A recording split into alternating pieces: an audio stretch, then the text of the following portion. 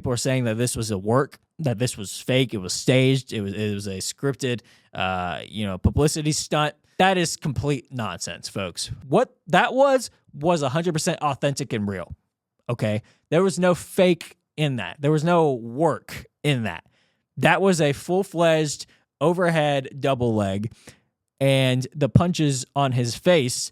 People are like, well, some of the punches didn't even land. Yeah, buddy, you don't land punches. Real MMA fighters that are trained, like Rajah Jackson is a trained amateur MMA fighter, you're not landing for the cheek. You're not landing for the forehead. You're not landing for the temple when somebody's on there. You're aiming for the chin, because that's where the real punches land. And that's where the real punches that do damage, and the chin, okay?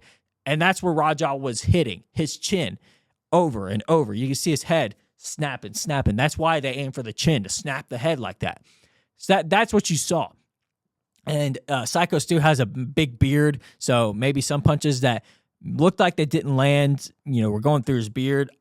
Bottom line is, that was 100% real. And anybody who's saying, guys, this is clearly a publicity stunt, you got worked, you're an idiot. You're a moron. You don't know what you're watching. And what that was, like I said, was a completely unacceptable, tragic event. Was something that was scripted, got taken out of hand because some moron, Rajah Jackson, decided to, take advantage of Psycho Stu and send a message to his fans that he's, some big and bad tough guy. That's what that was.